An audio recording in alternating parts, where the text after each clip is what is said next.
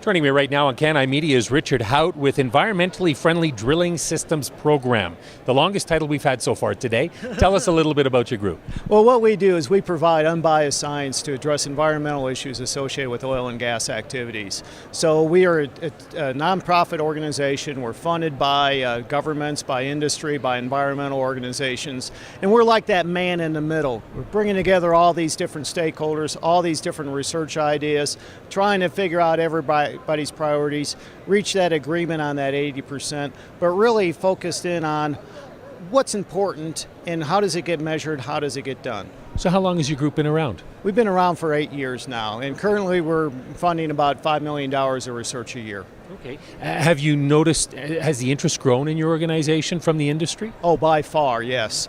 In fact, if we look at our history of it, we're now up to 20 sponsors from industry. We have various environmental organizations such as Ducks Unlimited Canada is a strong affiliate of ours, as well as Environmental Defense Fund and the Nature Conservancy. Okay. Who is it that comes to you, and why would they come to you? Well, various people come from us. Either community people come to us asking questions about what is hydraulic fracturing, what should I be looking for, what about land use agreements. Industry comes to us and says, okay, we're going to be having this produced water come back. We don't know what the chemistry is. Can you help us out? Can you measure it? Can you sort through all these different water processing technologies and help us pick what's the right one that we should be using? So are you feet on the ground type thing? You get out there and you do the analysis, and you also do research to provide the companies or people with information? That is correct. We're not in the business to be in business, but we support business, and we support the community as well. Okay. Have you run into any difficult situations in the 8 years that you've been at this? Well, we always run into difficult situations no matter where you're at. But the big thing is to remember is that we're bringing together all stakeholders to come to that agreement of that 80% that they're already agreeing on. Mm-hmm. Environmentally friendly drilling, what does that mean to you? Well, it sort of started off as an oxymoron 8 years ago when we started this. But really now people are starting to develop a whole concept behind that. Yeah, we gotten safety as a culture within our organization. How do you get environmental awareness into that as well? So we've come up with various means of doing that. So when you look at the industry, and I guess tell me a little bit about how you think the past has gone and where you think it's going in the future when it comes to being environmentally friendly. I think it's going to progress similar to safety issues. That here safety has been ingrained now into different companies. It's not everybody has a safety culture, but how do you build a culture of safety? Everybody has an environmental awareness culture, whether it be good or bad or indifferent, but how do you build up that culture of environmental awareness, getting every single employee to realize what they do can affect the entire world?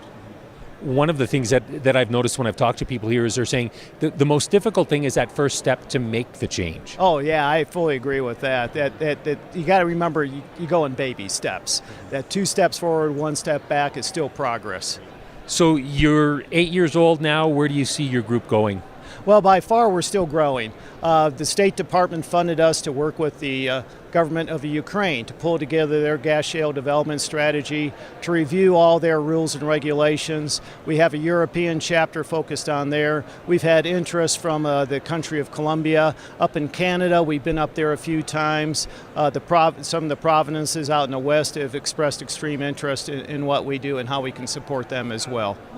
Let's talk about Canada for a moment, because that's where we're based.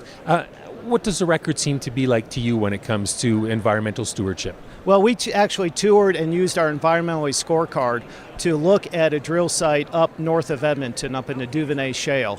And they scored extremely well, considering where the location was.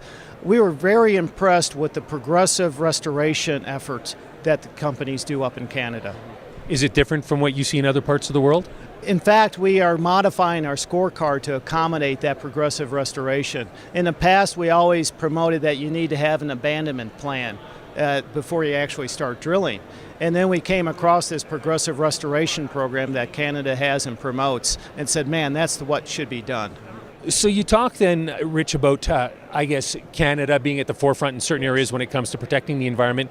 What sort of support do you get from Canada? Well, we do, like I said, we have industry sponsors. And one of our sponsors is Katch, a Canadian company. And they've done a fabulous job of supporting us not only with cash contributions, but also with the ability of looking at their technologies and how they're able to reduce the environmental footprint.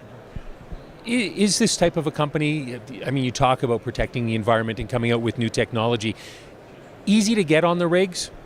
Actually, Katch technology is. I used to talk about dumb iron when I was in the oil and gas industry. Well, they have what I call dumb plastic that really helps to capture all that drilling fluids and the spills, reducing it down to a zero spill site itself, and just being able to be economical and save companies money as well.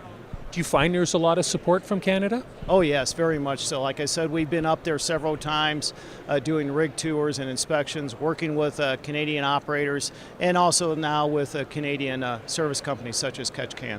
Rich, thank you very much. You bet. Thank you, Rob.